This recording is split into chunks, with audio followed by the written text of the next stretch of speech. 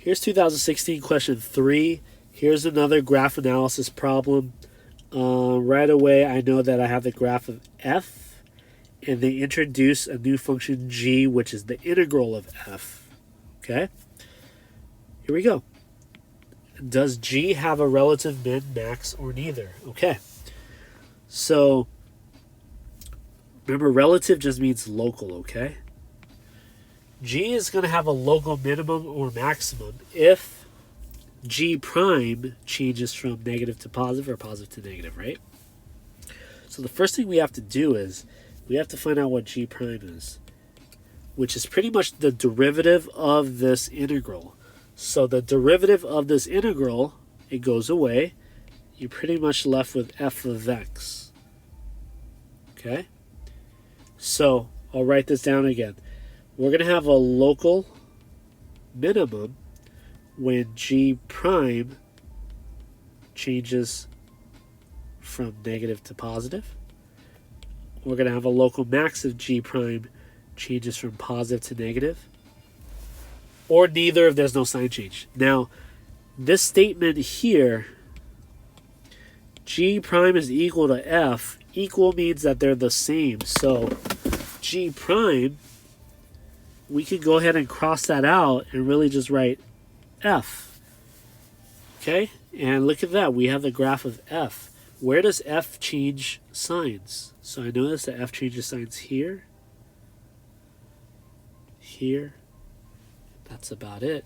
Specifically at -2, f changes from negative to positive, so I know there's going to be a local minimum there. Here, this is just a critical number, so this is actually neither. Since f goes from positive to positive, there is no sign change, okay? F goes from positive to negative at 6, so we know that that's a local max. And at 10, f goes from negative to negative, so this is neither as well.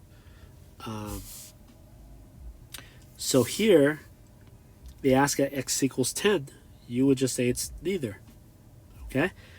You didn't really have to find all the other ones, but you want to practice, okay? You want to think about what else could they possibly ask you. So just keep that in mind, okay? All right, here's part B.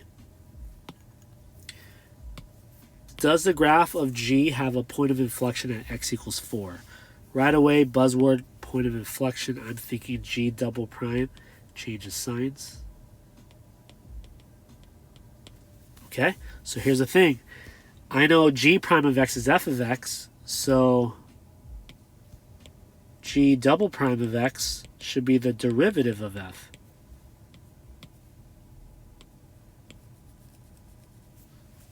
Okay, so this is the same thing as saying instead of G double prime changing signs, that's pretty much saying f prime changes signs, okay? So we have to see where f prime changes signs. Now the thing is, what the heck is f prime, right? You have the graph of f, not f prime here. So what do you talk about when you get to the derivative, right? The derivative, you're really just talking about the slope of f. Okay? So where does the slope of f change? Okay, so I notice that all this right here, the slope of f is positive. All this right here, the slope of f is negative, positive. You guys get my drift. Negative, positive, and negative. So how often does f prime change signs? I noticed one here at 0, at 2, at 4, 8, and at 10.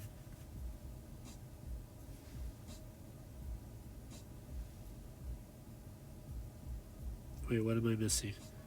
Oh, they're only asking for at 4. Whoops. Okay, so at 4, does G have a point of inflection? Yes. Okay. How do we know that? Since f prime changes from positive to negative, or you can say f prime changes signs, okay? I'm doing a little bit too much. Here's part C.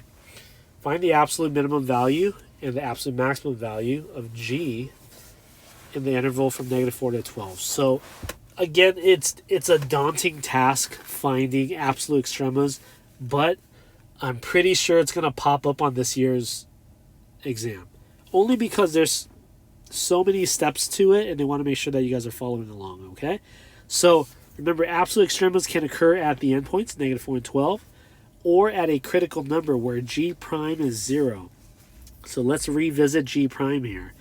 We want to find where G prime is 0, which is basically where f of x is 0. Let's take a look at our picture. Where's f 0?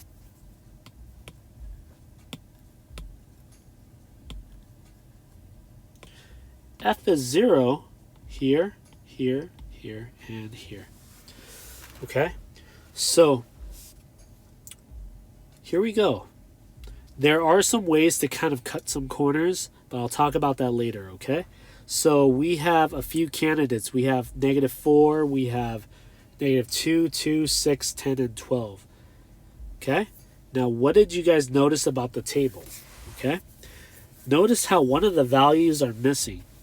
And specifically, we're missing 10 here. Okay? And you're not wrong if you include it. It's just with some analysis, you could rule out 10. Here, you notice that let's see, that F, how do I explain this?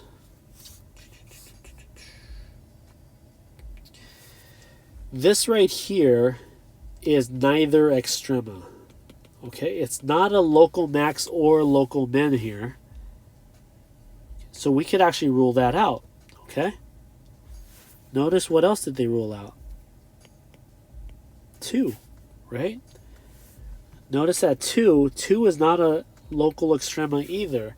So when it's not a local extrema, it can't be the lowest or the highest because it keeps going in the same direction.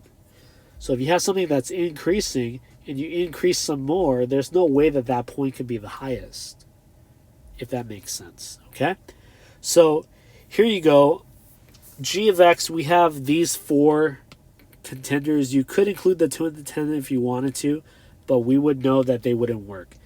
G of x is the integral, I believe, from 2 to x. Let me double check. From 2 to x of f. I think they use t, so let me fix that. T is just a dummy variable, okay? So if I want to find -4, this is really the integral from 2 to -4 of f of t dt. Okay? So one weird thing about this, I noticed that the bounds are backwards, so I'll flip this. You don't have to do that, but it's just easier for me personally to read from left to right. Remember that this just means you're finding the area, okay? I want to find the area from -4 to 2. So from -4 all the way to 2, okay? Now they set these up in a very strategic way. If you notice, the 2 triangles that have vertical lines in it, they're the exact same shape. So know that when you add these 2, the same opposite area, it's going to go to 0. So all I really have to do is just find the area of this right here, which is a triangle, 1/2, positive. The base is 2, the height is 4. That comes out to 4. Okay? So the area is going to be 4, but don't forget that -4, which is what they got there, okay? You can keep practicing. I'm not going to do the rest, but feel free to check in with me if you want to see the rest, okay? After that, you're finding the lowest value and the highest value, and that's basically it. All right? Part D. Find all intervals for which G is less than 0. Okay. This one, again, very abstract, but I'll do my best to explain it. You want to know where g is less than 0. What the heck is g? G is the integral of f, which is pretty much the area. And what do they mean by g of x is less than or equal to 0? What does that mean? That means negative and 0. Or I should say or. Okay? Negative or 0. Pretty much not positive. Okay? So here we go. Where's the area negative? Okay, so what x values can I plug in here where the negative will always come out not positive? Okay? So notice how I have to start at 2 though, okay? So let's take a look. If I go from 2, if I start at 2 and I move to the right to 4, I'm still getting positive area. Positive area. This is still positive, so I know this is not going to work. But what if I go from 2 all the way to 8? Notice here, I'm still going to have more positives, so I can't go from 2 to 8. Well, can I go from 2 to 10? What's that? Okay, so from 2 to 10, I notice that the area comes out to 0. And I can include 0 because it says negative or 0, right? Now, what if I go a little bit further? From 2 all the way to a little bit after. I notice that as soon as I go past 10, I'm going to have more negative area. Okay? And that will always be true if I go all the way to 12. So I notice that from 10 all the way to 12, so remember, we're trying to figure out x values, okay? So if x is 10 or anything up to 12, I know that I'm always going to get negative area, okay? Okay, so let's go the other way now. Now, what if I started at 2, but I went backwards? Keep in mind we're going backwards, okay? So if I go from 2 to 0, that area is positive. But notice how I went backwards. So that'll give me a negative answer.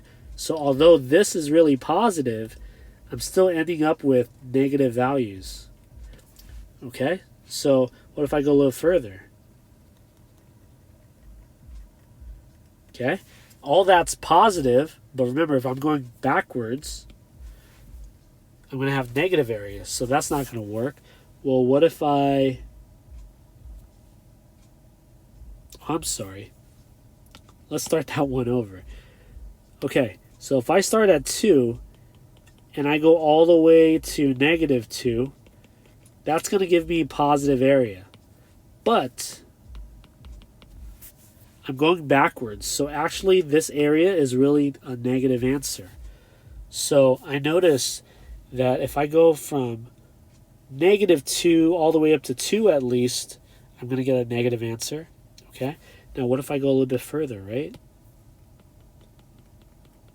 Okay, not looking at the direction, so ignore the whole backwards motion. Do I have more area above or below here? So notice how no matter how far I go to the left, I'm always going to have more area above it, but since I'm going backwards, I know that the area will always come out negative. That takes a little while to grasp. So I know that on top of 10 and 12, I can pick any number from negative 4 all the way up to 2. And from 10 to 12 will always give me a negative area, okay?